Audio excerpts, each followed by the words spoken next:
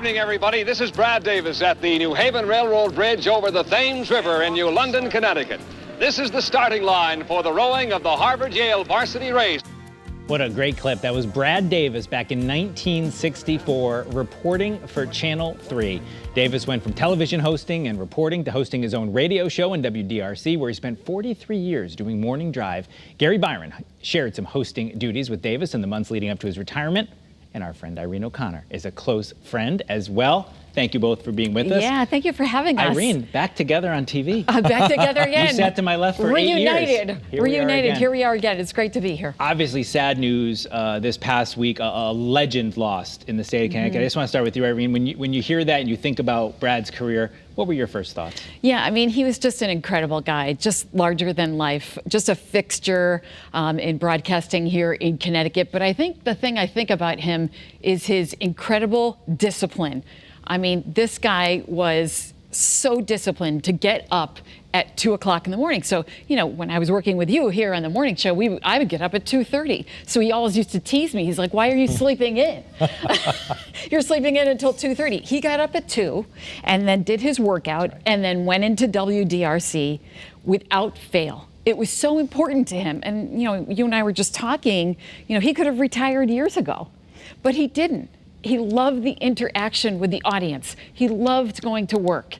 Work was so important to him. In fact, you know, when I was thinking about, you know, stepping back from my duties here full time at Channel 3, he said, you're going to regret it. Work is so important to your mental health.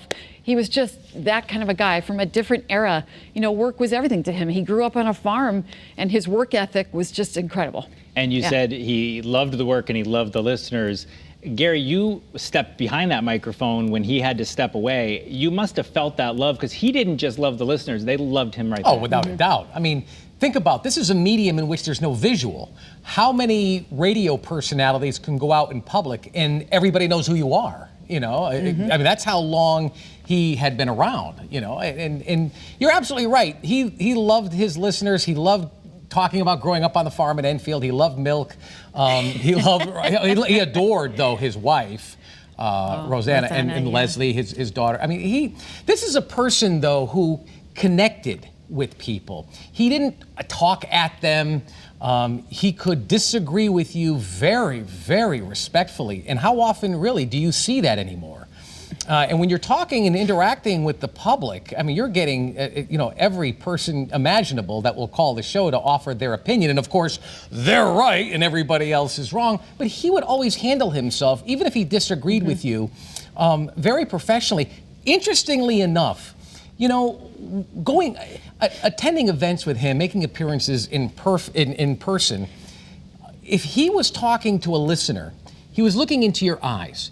And even if the governor walked in and he could see them in his peripheral, he didn't say, well, nice chatting with you, we'll catch up some other time. Governor, how? Didn't care. He was zoned in on you, and he'll continue having the conversation. Everybody had to wait for him to be done. Absolutely. He was certainly one of a kind, and all of us saw him in his later years as his body began to fail him. That voice, that golden voice, was always the same, even as he was, you know, a little more hunched over and his stature sort of changed. We're going to show some video of some of the highlights of Brad's career, but one of the things that struck me in looking back is the versatility. I mean, this is a guy who hosted basically a Dick Clark bandstand here on Channel 3. Yes. He was a conservative talk show host. He was a Top 40s DJ. He was the announcer at WDRC. I mean, to be able to do all those things and do them well is incredible. Let's not forget an investigative reporter right here with John Sablon on the What's Happening program. At Channel 3. Right, he loved talking about the issues. He was really, you know, the public discourse was really, really important to him. But as Gary just said, it was like he could listen to different points of view. He loved listening to different points of view. He did fundraisers for people he may not even completely agree with because he was that kind of person. He was extremely compassionate to humans. You know, That's Irene, what he was like. You said something right there that I'd be remiss if I didn't comment further on. One of the most charitable individuals you would ever meet. He didn't know how to say no.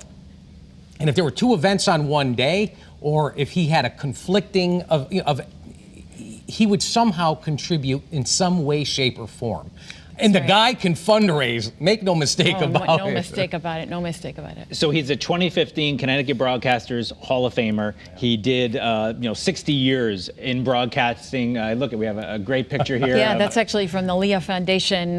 One of the great charities. One of the great charities for cancer research, and he did some incredible work there with a live auction. And he was, as Gary said, just such a recognizable figure. Everybody would be thrilled to see him. So great. That's the DRC reunion a couple of years ago. There was a tweet this week, many people reaching out, talking about him. Jerry Brooks, our friend, tweeted, "The last time we talked, he told me he wanted to die at the mic, and he damn near did."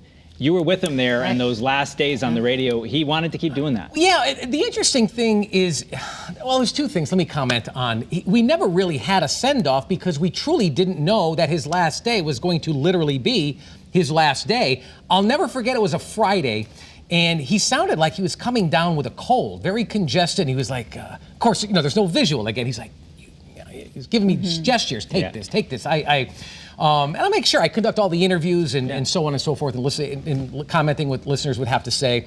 When we were done with the morning, he went right home, and I'm like, enjoy the weekend. I'm glad it's a Friday and not a Monday. When Monday came around, I'm like, oh, he's not here. It's first day off he had ever taken in my tenure with him. And I noticed Tuesday, he's not there neither. Wednesday, he's not there neither. I'm like, listen, when you get to a certain age, maybe the flu catches up with you. Let him have the week. My goodness, he's earned it. Sadly, he never returned.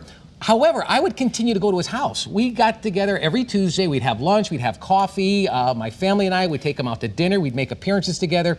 But when the COVID hit, and being the age that he was at the time, that was 86. He was 86 years of age at the time.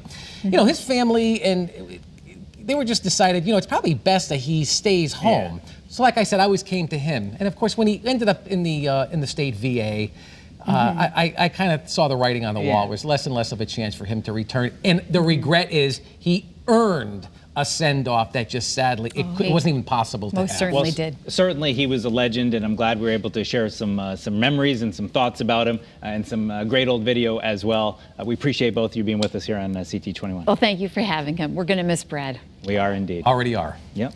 All right, let's take one more look here. We have a graphic, I think, to show you. Brad Davis, a Marine Corps veteran, a local TV legend, a radio host. November 2nd, he passed. He was 87 years old. There's a picture of Brad. That smile we all recognize. We'll be back with our Sunday Spotlight right after this.